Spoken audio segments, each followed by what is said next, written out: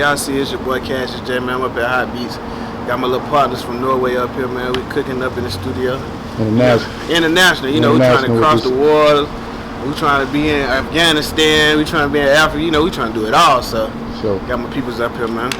Well, most people know I started with Zaytoven, man. Zay gave a brother a shot. It was like, man, I can't get you no placements. I can't promise you that, but if you come around, I got you.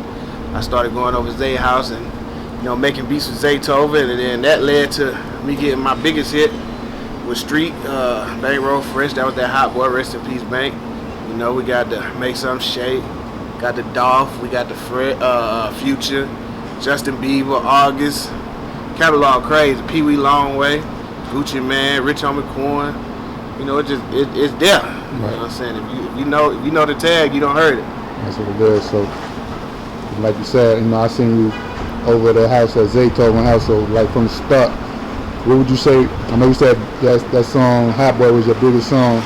How has things changed since that song released till now?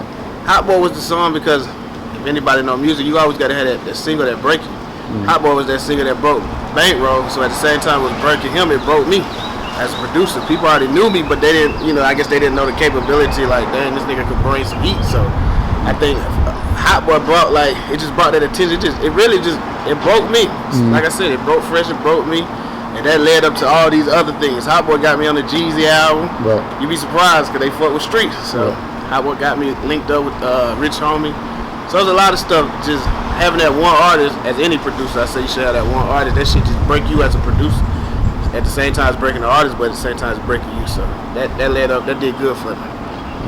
So how long were you doing music before you linked up with Zaytoven? Like, how long were you doing the beat? Well, all my life I've been a musician since I was 15.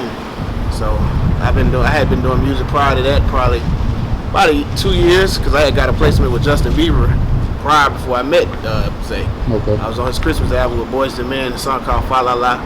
So I had got that right before I met Zay, 1 year before I met Zay. So you said you were doing music. Was it just basically musical, like cooking up beats, or were you playing instruments? I was playing an instrument. I'm an organist, pianist. So I was on tour. I played for The Dream, played for Avant, played for Jay Holiday. I was on tour. That's how I got into it. That's how I got into producing. A guy by the name of Don Vito saw me playing at used to be Sugar Hill back in the day, Underground, downtown Underground. Okay. He came up on stage. It's like, hey, bro, I want you to come to the studio and you know, make some. I really want you to just play keys on some stuff. And I did that, and that's how I got into production. I saw the way he was making beats, and saw he was making a little more money than I was, so that made me want to be a producer. And luckily, a year later, I bumped into Zaytoven at a church. We had a church together. Zay about to play the organ, and my boy like, that's Zaytoven. I'm like, for real? Mm-hmm. So then I started hollering at Zay, and we linked up, and we've been best friends since. It's still surprising when people hook you up from like overseas. It done became the normal now because it's everywhere. People, you'd be surprised. People call from London, Canada, Norway. I just had some people reach out from somewhere in Europe. It's normal now. Everywhere across the states, everywhere in the states, people just be hitting it up. So it ain't even surprising. I think it's more surprising now when I'm walking and I see people like, hey, that's Cassius. That's more surprising than people hit me up in the email like, I want some beats. Right. I just think the face recognition was up. Right. The face recognition getting I was just at the house the other day and I put some speakers stands outside. I was getting rid of. I was cleaning out the garage, and the guy rolled past was like, "Yo, can I have these speakers stands?" I was like, "Yeah." And he looked twice, like, "Hold on, Cassius J." I was like, "Yeah." I really didn't want to say I stayed there. No. He's like, "Oh shit, man, I'm a fan.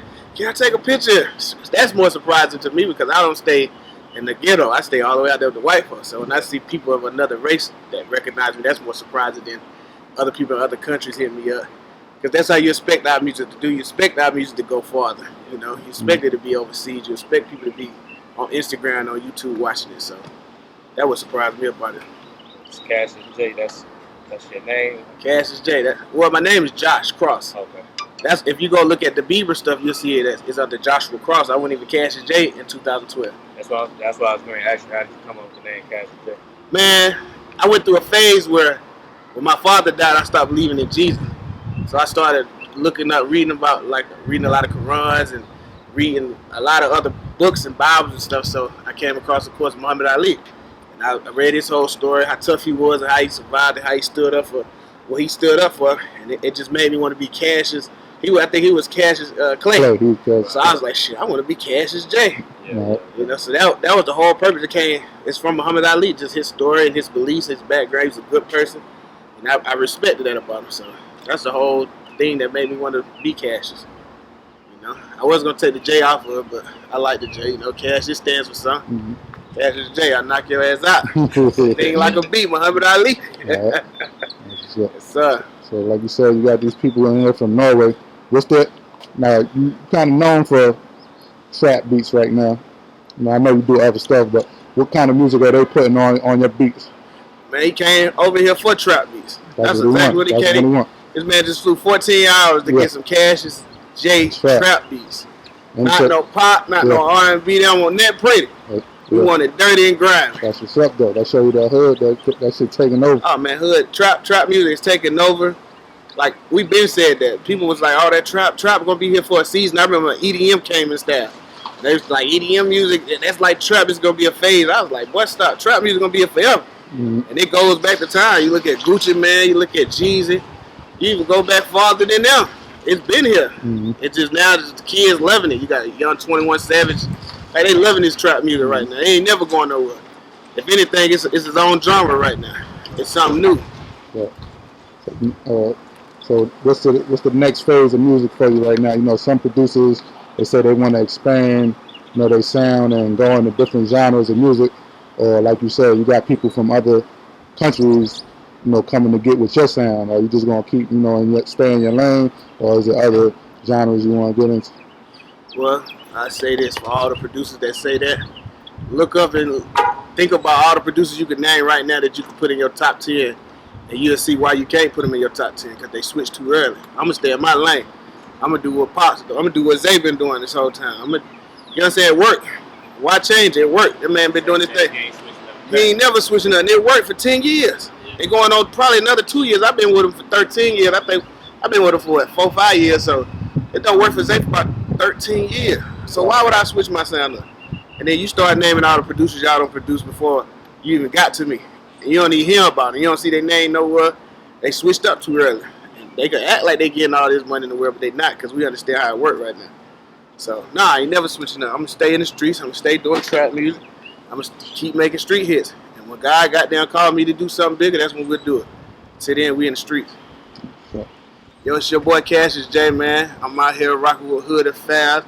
I love these, man. They showed me the biggest support before they even knew who I was. I want to just say shout out to my love y'all. Street, rest in peace, Bankroll.